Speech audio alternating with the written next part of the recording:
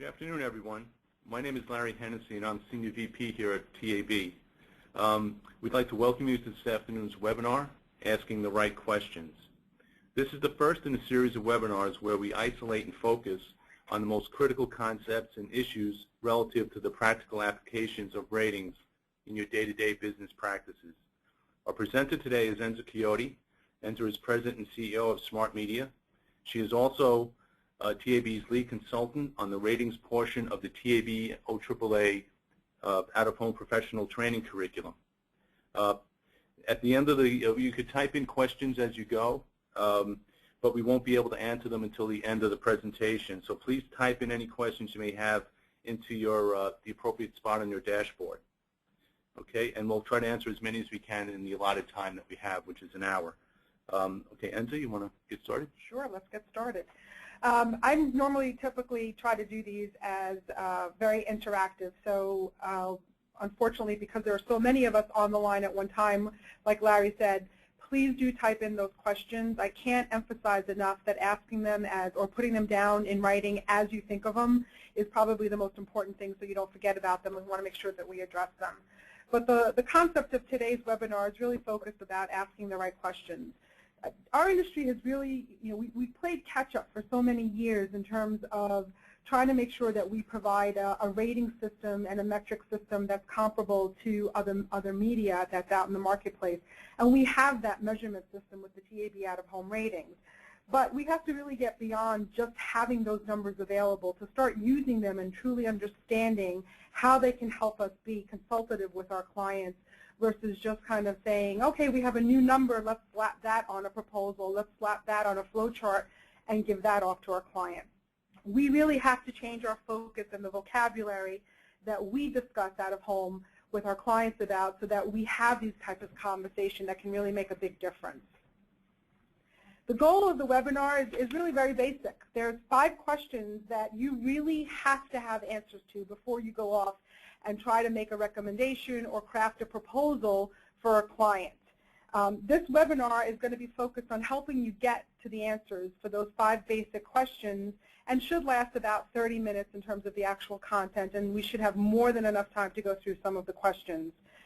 The whole focus of this is that because we now have metrics, and we didn't have them for a number of years, but we've had them really for almost the past 5 years, you have to start asking some very different questions. You cannot sit back and say, oh, okay, you want that specific location or you want those handful of locations, let me pull those for you, and oh, by the way, here's what the numbers deliver.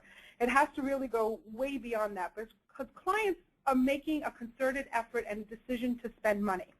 And the reason why they're spending money, and they need to understand who it is that they're targeting, how are they going to use that money to its best advantage, where to spend that money, and really ultimately how much money are they going to spend to achieve some sort of a goal. We have to help them understand how out-of-home can be a part of answering those questions and a solution to any of their marketing challenges that they may face. And it's not about throwing locations at a client and saying, these are the best locations ever. If you don't have some very basic information from them, you can't say things like that to a client. How do you know that these are the best units? It's not just because they're a bargain or they happen to be available. They have to make relevant sense to them in the context of what it is a client's trying to achieve. There's 5 basic questions, as I said, and each one of them really plays off of the other ones. And they answer some very basic questions that allow us to have the conversations moving forward.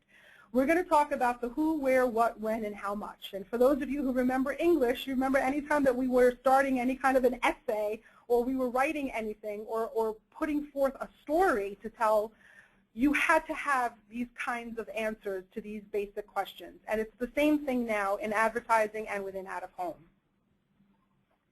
The 5 basic questions are really pretty simple. The last 2 we're not going to focus too much on when we talk about the when, which is the time period that a client is going to advertise in, and then of course how much in terms of a budget, which we know is ultimately probably the most difficult one to get an answer to.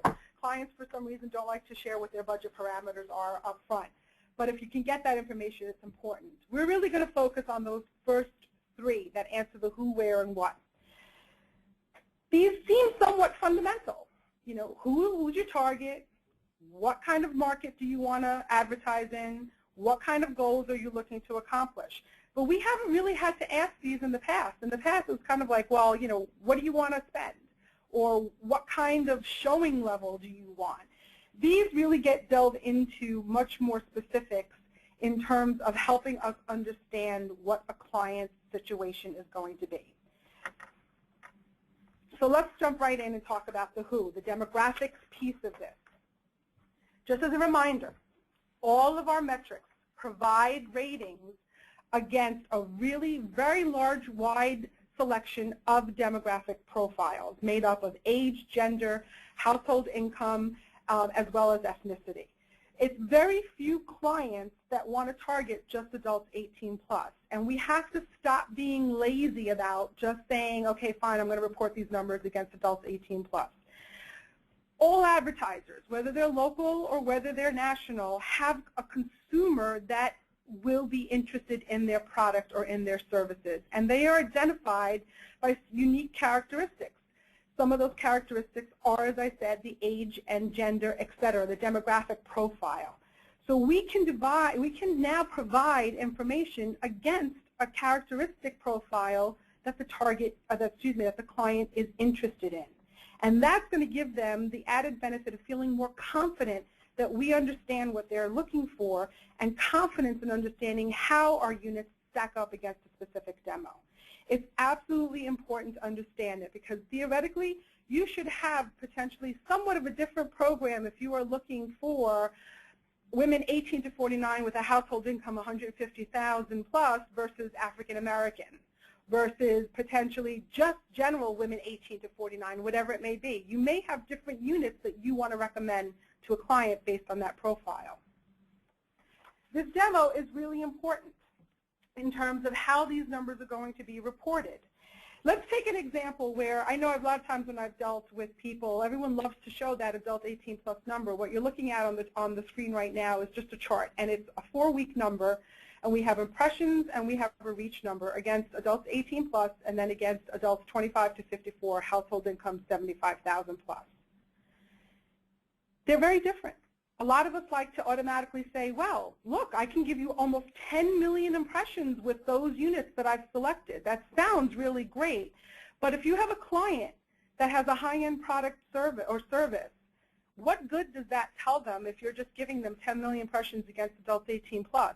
It makes us seem very mass and only mass-oriented. Do not get me wrong. We are a mass vehicle. We do target and we provide reach across a large population base, not just highly defined demographics. However, in order to be able to work with clients, being able to give them the number that's almost 3 million against their specified demographic is much more powerful than telling them that you're getting 10 million general market types of impressions. The other thing to really note is that when you're dealing with an actual percentage, a reach number, a unique number of people that are going to be exposed to the message, if you're doing your job correctly, whether as a buyer or as a seller, the panels that you're selecting may over-deliver or should over-deliver against the demographic that the client has requested. In this case, the selection of units that I had come up with reached 13% of adults 18 plus, but reached 15% of adults 25 to 54, household income 75,000 plus.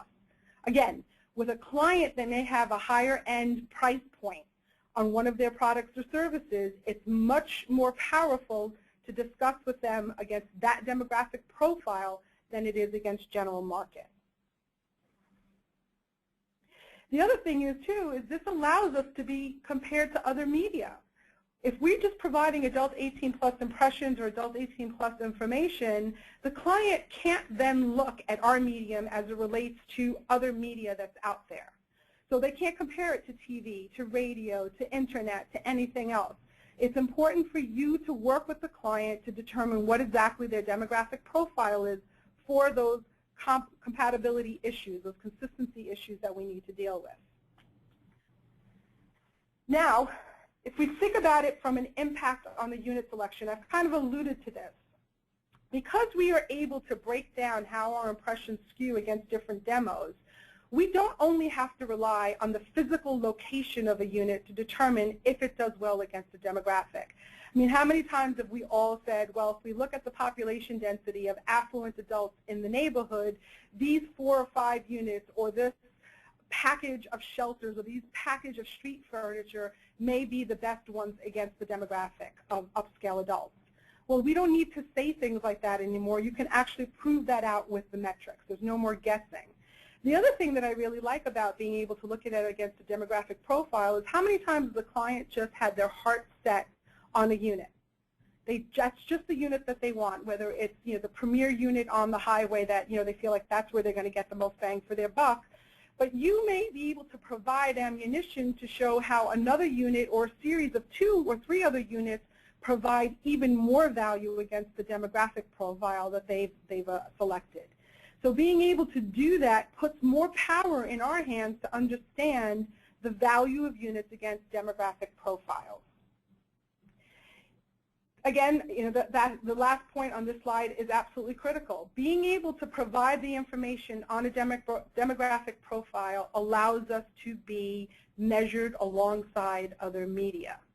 And most clients, whether they're local or national, again, we have limited dollars. Media is all vying for those limited dollars. We want to be able to have and be in those conversations alongside the other media that could potentially take that money away from out of home and be reallocated to radio or TV. So what happens if the client doesn't give you a demographic profile? You've asked and the client just kind of gives you a blank look, like, I'm not really sure, what do you mean? I mean, we have to remember that clients aren't really yet used to thinking about out of home as having all of these numbers and having all of these numbers available against different demographic profiles. So we have got to all get on the same page, pushing the information to them and helping them understand that it is available. Let's figure out which are the right demographic profiles to take a look at. So if you can't get a demographic profile on your first round, don't default to adult 18 plus just as again, as a default. Let's take some educated guesses. Let's make some statements to the client to see if it makes some sense. It could be as simple as, well, I know that the price point on your particular product or service is quite, on the higher end. Would you want to consider looking from these numbers against a more affluent demographic than more general market? Or it could be an alcohol brand, a liquor brand. You know what? You know that they need to look at legal drinking age. It's at least 21 plus, but maybe they're doing something a little bit more younger. So you may want to look at 21 to 34. But think about what the product is. Think about what the client has told you, even though they may not have said, this is my specific demographic profile, to see if you can come up with some guesses and run those by the client. There's a couple of other ways that you can go about getting and determining some demographics that the client may be interested in. If there's competitors in the marketplace, who are they looking at? You can provide that level of information to the client and say, look, I know that the hospital university down the street may be looking at adults 35 plus. Is that something that you're interested in? Are you competitive with them? You can throw out questions like that to see if you can guess out who potentially is their core demographic group. The other thing is if the client is buying other media, they will have demographic profiles for that other media. They are not buying against households. They're not buying against adults 18 plus for TV and radio. They are buying against the demo. So if they are buying the other media, ask them that question. It's basically about using your judgment and using conversational qualities to get the information you need from the client. Do not go back to adults 18 plus as your default. There's no reason to do that. So now we're going to go to the second question, the where. And this is from a standard geographic market definition. And this is pretty, this is one of the biggest differences for us now moving forward, is that we have the ability to differentiate and define our markets based on consistent boundaries. It's no longer about, well, it's where someone has inventory, or maybe it's just the core kind of city area. There are different ways to look at a geographic market, but they are standardized. And that helps tremendously when people need to compare things. Again, it's all about making out-of-home easier to buy and then therefore easier to compare, not only to other media, but even within itself. As a buyer, I want to be able to compare proposals between my operators. And the best way to be able to do that is if I have standardized ways of evaluating it, standardized ways being geographically and demographically. Before we move forward on this where piece of it, I just want to quickly review again what the media market definitions are. There are two of them that we work with on a daily basis. We have the DMA, the designated market area, and that's used predominantly by national advertiser, and it's a pretty large area. There's about 210 of these boundaries, if you will, or markets in the United States. And they cover the metropolitan area, but then they add in multiple counties that are surrounding it. It is very much a Nielsen-defined geographic area, and a lot of clients report their sales figures on DMA. So if you are dealing with national clients, this probably becomes a really big point for them to be able to look at a DMA comparison versus some sort of made-up geographic market. The second one is the CBSA, or the Core-Based Statistical Area. Just know that this replaces what the old MSA was, the Metropolitan Statistical Area. It is, again, the major core city with the boundaries of counties that commute into the city. That's pretty much how they're tied together. And this is, again, a government-based geographic boundary. It is typically our default geography, and I'm going to emphasize the typically because there's a lot of reasons why you may not want to look at this. But if somebody is buying radio, they're probably looking for you to give them information based on the CBSA. Demos have a huge impact on the way that numbers are reported, but geography has an equally, if not greater, impact on the way that units are selected. Just remember, again, we want to be comparable. We want to be able to kind of compare things, so it's important that we have these standardized definitions. But any of our metrics, GRPs and reach and frequency specifically, have to be reported against a specific geographic area. Whether it is the DMA or the CBSA, it has to be reported that way. And that geography will have an impact on how those numbers are reported. If we just focus on a geographic market where, say, an operator has inventory, or we make assumptions that the client just wants to look at a smaller geographic area, we are shortchanging ourselves in a number of ways. Why make guesses when you can simply ask the client, how do you want to evaluate the program that we are proposing or recommending, pulling together for you? Do you want to look at it against that DMA basis, or do you want to look at it against the CBSA? All of those ratings are going to be directly linked to not only the demographic, but to the geographic universe that we ultimately select. As an example, if we look at Memphis as a market, what you're looking at on the screen right now, you have the yellow area, which is the CBSA, and then you have the much larger DMA, which is the green plus the yellow. And on the side, what we have is just the populations and how they vary between the DMA and the CBSA. In the DMA of Memphis, there's almost 1.4 million total adults. In the CBSA, there's a little over 1 million. Think about if you have a unit or two and you are now measuring how that unit does based on impressions, based on GRPs, based on reach and frequency, if you're looking at a 1.4 million population versus a 1 million population. Big difference. And in some markets, it's even bigger in terms of the actual difference between what the DMA and the CBSA population is. Now let's kind of go back to our example that we were looking at earlier. We were talking about this, or I was talking about this, a client who is looking to potentially buy some higher skewing units to a more affluent demographic. So if we're looking at the Memphis market, and let's say it's adults 18 to 49. I'm going to keep it simple. Let me backtrack for a minute. We're going to keep it simple. We're going to say it's adults 18 to 49. And they want 125 weekly points against adults 18 to 49. Your next question has to be, what geographic area is that? Because it will have a huge impact on the numbers. So if a client is asking me to do 125 weekly TRPs against adults 18 to 49, but they ask it for the CBSA, it takes me on average about 10 units to do that. However, and again, it's common sense. If we go back to the geographic actual boundaries, if they're asking me to deliver 125 points, but over this green and yellow shaded area, I need more units to do that. I need 16 units to deliver those weekly TRPs. Why would you want to guess that? One, if the client, I'm all for we want to sell more out of home, but if the client is really only evaluating the CBSA, it's imperative that you understand that that's what you're building your proposal and your recommendation against. I don't want you to get too caught up in this chart, but I do want to make a note here real quick, again, going back to the demographic piece of it. So we know that the client wanted adults 18 to 49, but let's say they selected the CBSA. And that adults 18 to 49 has a huge implication, again, versus just saying, well, I'm going to give them my larger number of adults 18 plus. 125 TRPs against adults 18 to 49 deliver all of these different metrics. The translation to that against adults 18 plus is actually only 120 TRPs. I'm not going to get into all of the back and forth math. We have plenty of learning material for you to go through so that you understand some of those concepts.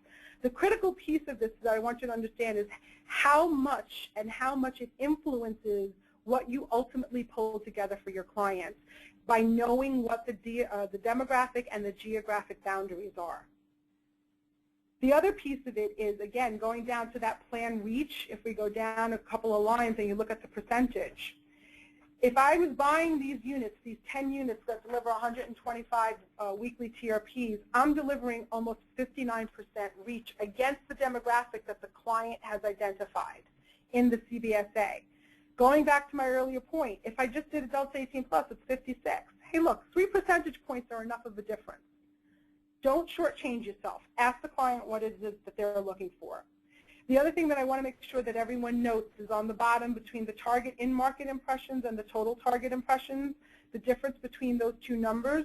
Remember, your in-market impressions are against the demo that lives within the boundaries you've defined. So it's only against adults 18 to 49 that live within the CBSA, whereas the total target is all adults 18 to 49 impressions that the unit generates regardless of where they live. It just accounts for that to and through traffic. So how do you determine the geographic market? First, let's make a quick note. The geographic market is not the same as a client telling you they have an area of coverage that they're interested in. Selecting a geographic market means that you are consciously selecting either that DMA or that CBSA definition.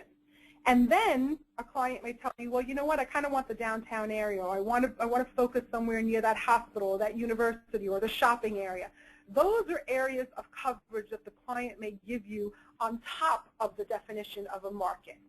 Just remember that the market is the baseline. That has to be what you're originally measuring against, and then you can help to select units that answer to that client's geographic coverage piece of it. Now, the CBSA, as I said, is typically an out-of-home default geography because the DMA is quite large. But please don't assume. Always make sure that you ask what the client wants. And if they need an explanation, you can quickly provide it. If they're still a little confused, ask them, are you comparing this to any other media format? Are you comparing it to TV? Are you comparing it to radio? I can give it to you in both. I can easily do a quick translation of the same exact schedule, running it against both the DMA as well as the CBSA. And in some instances, that may be necessary. But the most important thing is to continually ask the client, having that conversation with them, what's important to you? How do you want to or need to evaluate these numbers when it comes to geography? Just a quick note.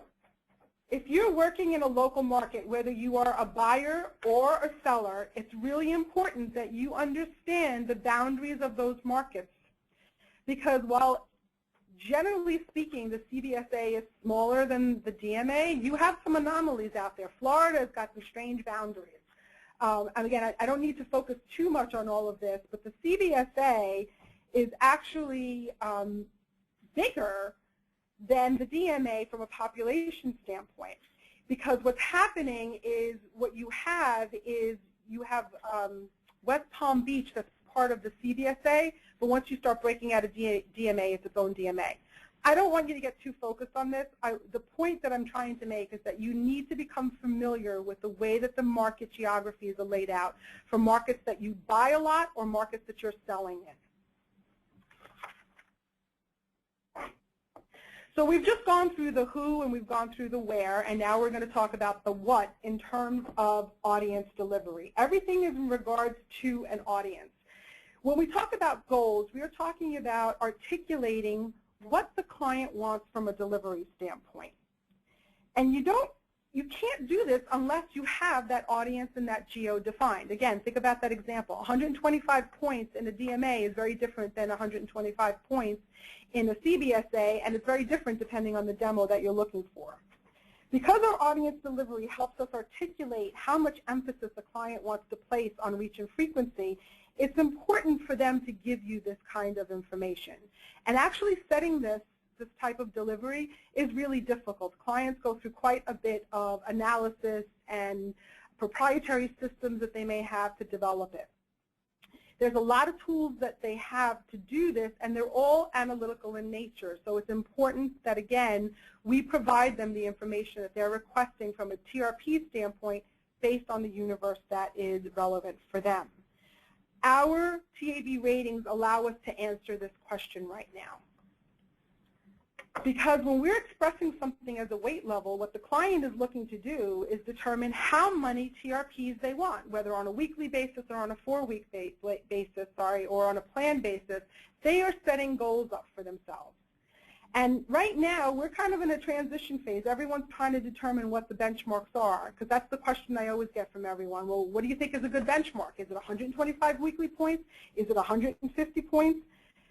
You know what? That's something that as an industry will grow and we'll start to evaluate, but my big answer is it really depends on the client. Some clients are more than comfortable with 125 points a week based on what their marketing programs need to be, versus another client may need a higher level or what other media that they're buying. But regardless, they have this information and you need to work with them to get the answer. What's the goal that they're working to?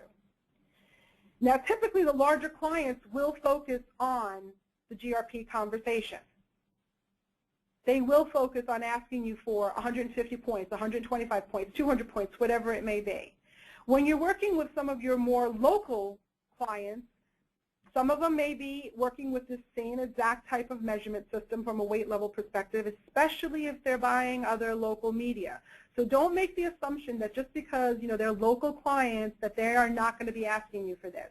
If they are evaluating other media, they will evaluate you on a TRP basis as well. But the other thing that they can do is they can establish a communication goal. You know what sounds really great? If I could reach 50% of the audience that I need to, that would be a great plan for me. So getting it as expressed either as a reach or as a TRP works just as well. But you have to ask the question from them, what makes sense for you? What are you trying to do?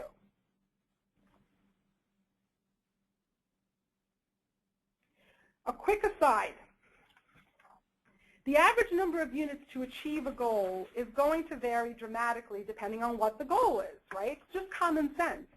So if we just focus on the top part of this chart, it's still adults 18 to 49. We have Memphis as the CBSA, and we also have Memphis as the DMA.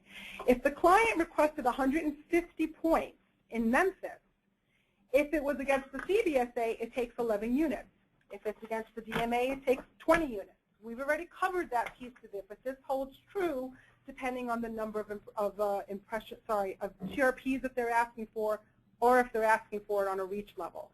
Obviously, the higher the TRP that they're requesting, the more units it's going to take.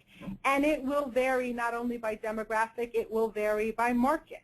Again, think about the size of the markets that we're talking about, Memphis versus San Francisco.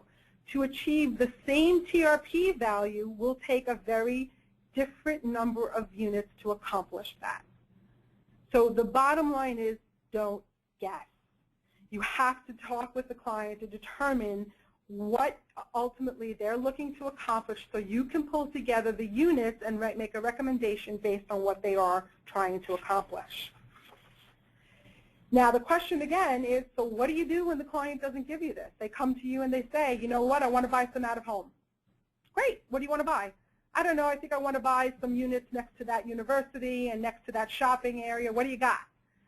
And try to reframe that conversation can be somewhat difficult, but thinking about what you've learned and the things that you know about the metrics can help you potentially reframe that into giving you a little bit more direction. Obviously, first ask, is there a goal? Is there a weight level that you're looking to accomplish, whether it's a TRP or a reach level? Specifically ask the question. I know it sounds kind of, simplistic, but not many of us are doing that. So ask that. If they are still a little unsure, well, I'm not really sure. I don't know. I'm not really sure how much activity I should buy. Then you can work backwards to get to that answer. Maybe go and look at what they've done in the past. Have they bought some advertising with you in the past?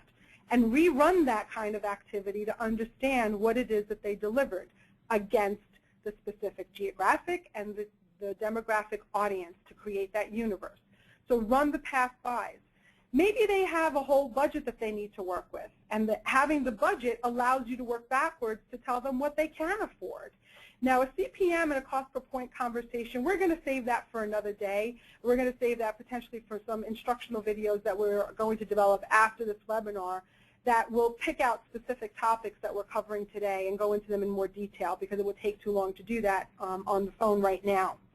But the pass by one is probably the easiest one to talk about real quick. So let's just say, for the sake of argument, the client had originally, either last year or a couple years ago, they bought a 25 showing of posters. And now they're looking to you and they come back and they say, yeah, I think I kind of want to buy some more advertising. And you're going to be the good person and you're going to say, well, what kind of weight level do you want? What goal do you want to achieve? And they're like, I don't know. And what you can do is you can go back and say, well, last year you bought 42 units.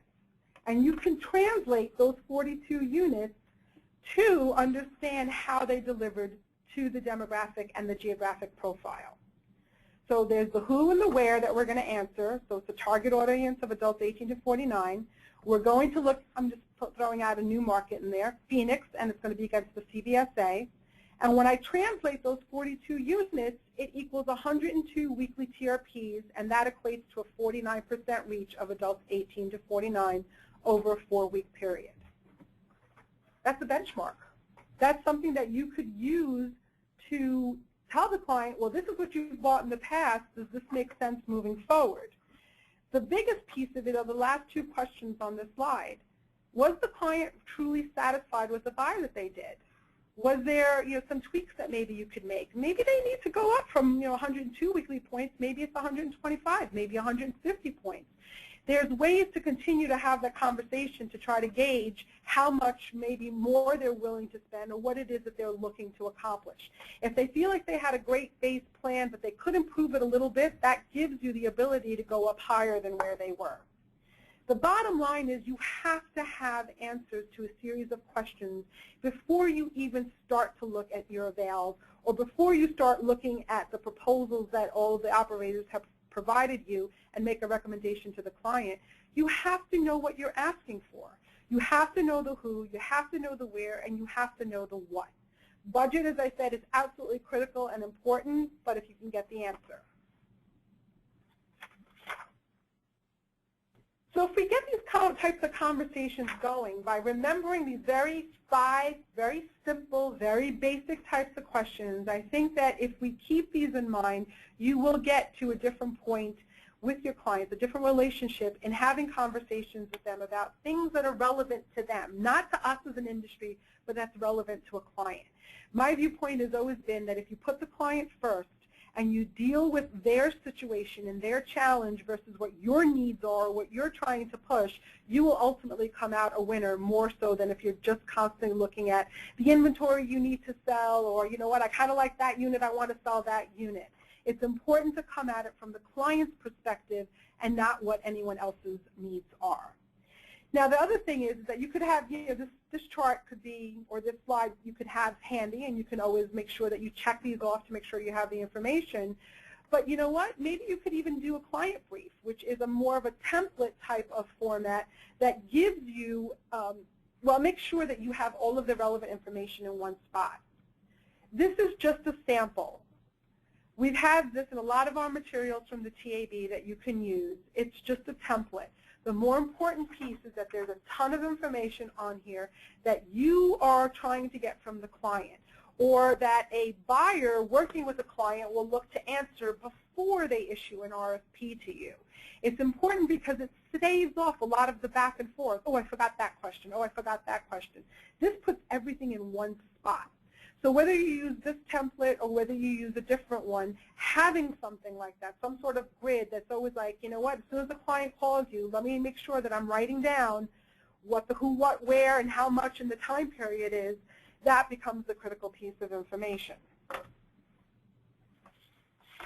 A few other things that I want to leave you with before we go to any questions.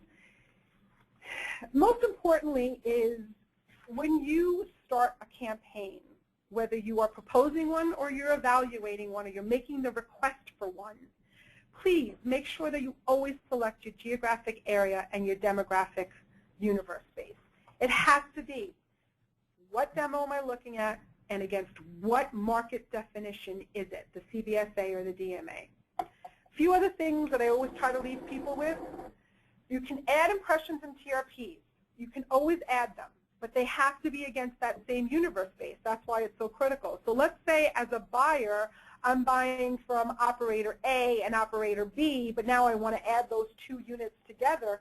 That's great. I can totally do that as long as I have that consistent universe base. It's absolutely critical to look at it that way. The other thing is that when you do have reach numbers for individual units, do not add them together. You cannot do that. That has to be done on a platform or software system such as the TAB ADS system or on a Telmar system where you can add your individual units together to get a combined reach frequency. Always make sure that you're double checking your time periods. Anytime that you're doing any kind of calculations, make sure that you're really well versed in whether it's a weekly number, a 4-week number, a plan number. It's absolutely critical, especially when you're doing some kinds of calculation with any of the dollars. There's something called composition on there. Don't use that as a reach number. This will be a separate topic that we'll address probably through another webinar when we talk about composition. And also the other thing, there's really two things. Don't say that impressions equal the number of people seeing the message. I hear that a lot from people, and that's not correct. That's actually the reach number. That's the unique views that a campaign receives. When you talk about impressions, that has duplication in there, so it's the total exposure of the campaign, either by unit or by campaign. It's all of the views, and it has duplication. I could see it 10 times. Someone else can see it 5 times. That's 15 impressions. Out of 10 people, if only 2 of us saw it, that's a reach of 20. So you see how the numbers vary. And then you should understand the difference between in-market and total. And the reason why I make a big deal about this is because people like to use the larger number, and the total number is going to be larger. But as soon as you are reporting things like reach and frequency and TRPs, that's against an in-market population. In-market being the demo and the geographic area that you've defined. So if you are providing a client with reach, frequency, and GRPs and then give them the total impressions, it's technically incorrect. You should be giving them the in-market, and if you want, give them the second one too as a basis. Before I go off into the resources, there's a few things as I kind of go through all of my notes that I wanted to make sure that we kind of go through. The thing about demographics is on any of the systems that we're on, you can choose more than one demographic at a time. So let's say you're unsure, and you think the client wants an upscale audience, but you're not 100% positive. You could run 5 demographics in the same amount of time it takes you to run 1. So do it. Just do it, and this way you can give the client as much information as you need to be able to answer any kinds of questions. There's a lot of resources online at the TAB website. Just know that we have some e-learning materials where we have 2 specific e-learning modules that deal with the audience measurements, how it was developed, and the terms that I've been throwing out, like reach and frequency and TRPs. There is a video module on there that will take you through all of those definitions, and I highly recommend that you go through those. There's also other materials that you can use for training purposes that are available on there, with more that are going to be uploaded in the coming months as we develop it. If you have suggestions on topics that you would like covered in a series of webinars like this, let us know, because we would love to be able to get things from the markets, from the field, and your day-to-day operations on topics that you might find of interest or challenges that you're facing using these numbers. We have some in our head, but we would love to get them from you. And let us know what you think about this webinar in general. It would be great to have that kind of feedback. So you can either, and this webinar has actually been recorded, so if you ever need to go back, it's on the website, and you can access that as well. If you need anything, you can always feel free to reach out to Larry Hennessy, and he will direct your questions, or you can feel free to reach out to me directly. My email address is pretty simple. It's Enza, E-N-Z-A, @smart, S-M-R-T, media, M-E-D-I-A.net, and I'd be happy to help you. So we're going to see if we have any questions, and then we're going to address them. Okay, our first question here is about the who question, and it has to do with a non-traditional sort of verbiage on when some people are asking for a specific demographic. So what do you do if the client or agency says they're looking specifically for active, healthy lifestyle adults in a market, as opposed to, say, a specific age group or a specific gender, et cetera? Great question. When you start talking about lifestyle characteristics, that becomes an even in more depth characteristic, obviously, of a client, of a demographic profile. But underneath all of that, there is a demographic profile that the client is looking for. If they're looking for active and healthy, that's great. But are they looking for active and healthy 55-year-olds? Are they looking for active and healthy 49-year-olds? They have something in mind that will, from a demographic standpoint, define who it is that they're trying to target. So that becomes the question that needs to be asked, again, directly to them. The lifestyle piece, at some point, we hope to be able to add those types of filters onto it. But right now, we have these buying demos that are relatable to other media. Okay. The next question is pretty simple. What is a TRP versus a GRP? Ah, my favorite one. Okay, so TRP is target rating points and GRP is gross rating points. They're basically used interchangeably. GRPs, the technical definition of the GRPs is against an adult 18+ audience, whereas TRP, or target rating points, is against a specific target audience, T for target. But really, when I started in the industry, there was only GRPs. Then we started moving to TRPs, and people use them interchangeably. Okay. And this is from someone who's been in radio for a long time. They're actually asking for the definition of a showing, in quotes. I couldn't even begin to address that question because the definition of showing really was very different depending on the market that you were in, by operator in some cases, even within the same market.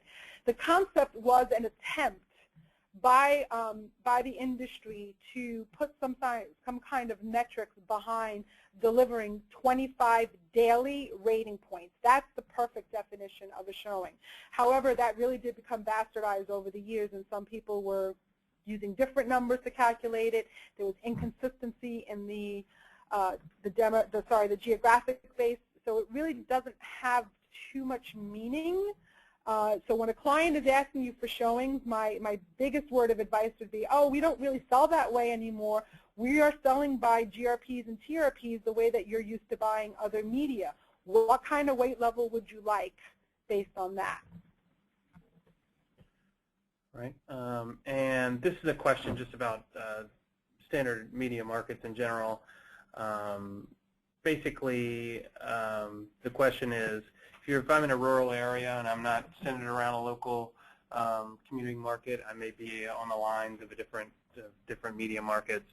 What do I do in that specific instance when neither the CBSA or the DMA really represents my inventory very well? So from an inventory standpoint, I always, again, put it back to, so there's two different scenarios here. The first scenario is, let's take it from the standpoint of when you're selling to a client, what are they interested in? Are they only interested in that particular rural area and that county, potentially, that those units are located in? If that's the case, you do have the ability to run the numbers on individual counties. So while I didn't really discuss it in this webinar, you can go down to individual counties. There's also some custom markets that are available in there that have different defined demographics, I keep doing that, different defined geographic areas. So you can always look at it on an individual county basis if that's what the client wants. However, if it's just because it's where you have inventory, I would take a look at it across the larger geographic base of a CBSA, just because, one, I understand it may be more rural, but you do have people driving in and out of those different markets, and it would be a shame not to include those impressions in there. Right. And that's what you would do if you only looked at the county. You're only going to be reporting impressions by the people who live in those small counties. You want to know everyone that's going through. Right. And that's I think you touched on this, but as just to reinforce it, total impressions account for everybody viewing inventory. If you have one display in a rural location or two displays in a rural location, a lot of times showing a GRP for that wouldn't be very meaningful in the first place. So selling based on total impressions there is a completely valid way, and it's a way that's accounted for in the system. So shouldn't be too big of a problem. This one is maybe more for Larry and Joe, which is when will bus and light rail data be available? It'll be available later this year. Okay. I think you skipped a question. There's somebody who asked about adults 25 to 54 with a household income qualifier on there. That's available now, as far as I'm aware, on the ADS system. Yes. And I believe if you are accessing it via Telmar, that their next release, which should be happening shortly, also has those added definitions on there. Just so that you know, when we went from version 1 to version 2.0 in June, we went from 90 combined definitions of demos available to us to over 240. So most of them are going to be in there. If there's something that's not, let us know. Okay. This is a pretty common question that I get as well. What if an advertiser asks for the DMA and the particular operator doesn't cover the entire DMA? They may be focused in 1 or 2 counties in an 18-county DMA. So when they give them that level in that DMA, they're ultimately going to be offering them a very highly concentrated, package. So what would you do in that? What would you do? You said you got this all the time. I often explain that there's a difference between saying that I'm covering an entire DMA when I sell versus showing what a rating point is, which is this is the X number of impressions versus the population of the market. Also, just because you're not located in a particular county or set of counties doesn't mean that people from outside of that county aren't seeing that your inventory. There's a lot of great out-of-home inventory that's reaching a lot of people from a lot of places in a market. I mean, the thing that this also sets up, and it is a much bigger conversation. And I noticed that on the question it says maybe we need to do a separate webinar on this, and this is part of the instructional video series that we do want to do, because this is a very important question. It is very real that you may not deliver to a client's goal if you happen to not have inventory across the entire DMA and it's a large DMA. And that shouldn't stop you from going forward and still supplying your inventory based on the demographic profile if you've got the right kinds of units. It's up to the client and the buyer to then determine maybe they need multiple operators to achieve the goal that they want. And I know that doesn't sometimes sit well with everyone on the operator side, but that is what moves our industry forward, because it shows that, look, when I buy TV or if I buy radio, I'm very rarely just buying TBS. I'm also looking at other networks. I'm looking at other radio stations to combine to do what I want to accomplish in the market. So we would do the same thing in out-of-home. It may take multiple operators if I truly want to cover the DMA. The other question I have for that client who wants the information on the DMA basis is that how you're evaluating it, or is that how you truly want to buy it? Because some instances they may want to evaluate information on a DMA basis because they're looking at TV or they're looking at their sales figures and they need the numbers translated and reported against the DMA, but they may be perfectly happy looking at it on a CBSA to actually buy it. And I can't tell you how many times I've provided a client with multiple I mean, it's the same exact slide, but I've translated it to 5 demographic groups and 2 different geographic areas, just so that I have my bases covered in the way that I potentially need to look at the information. Because we touched on cost per point, but that can be a very important metric for a client. And even though you're not covering the entire DMA, your cost per point is going to be able to be compared to another person's or another medium's cost per point. In this case, it would probably be TV if you're talking about the DMA.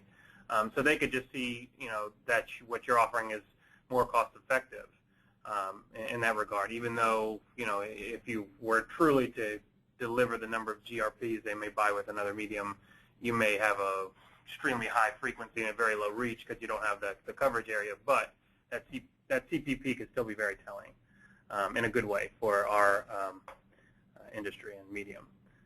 Okay, so this is a question about the cross-tabulating the demographics with the ADS system. I imagine that's not just the standard demographics that we have in there. It has to do with maybe psychographics or the cross-tabulation kind of different types of demographics, things like that. Well, yeah, I need to make sure that we're going to answer the question right. If we're talking about, right now we can't cross-tab. We don't have the ability to cross-tab.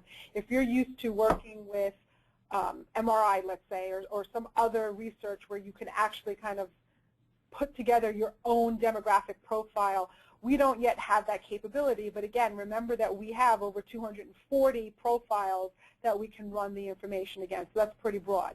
If we are then talking about adding any kind of those lifestyle characteristics, that's something that is on the table for us to consider as an industry, adding things like Scarborough data or other data and fuse it with this database so that we can get more intricate kinds of target audiences. Okay. So we also have a question about, that was, yes. Okay, so that question the person followed up with, and they were just asking if, for example, Hispanics 18 to 49 with a household income of 75K plus would be available.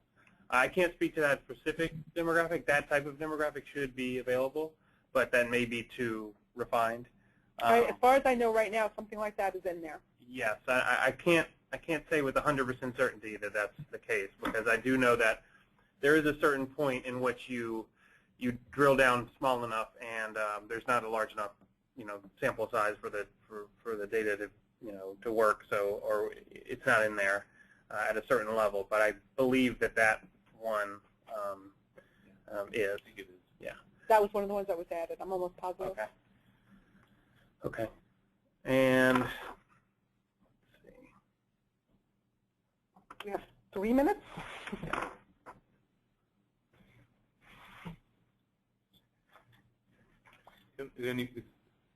We have. Did we get them on there? Yeah. Okay.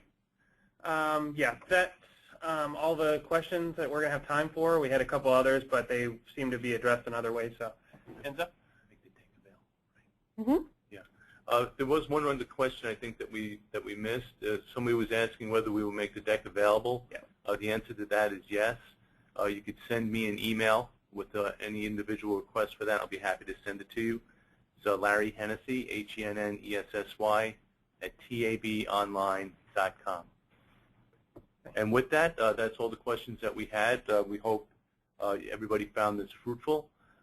Again, as Enza said earlier, we welcome any input and feedback that you may have in terms of what we want to do with future webinars.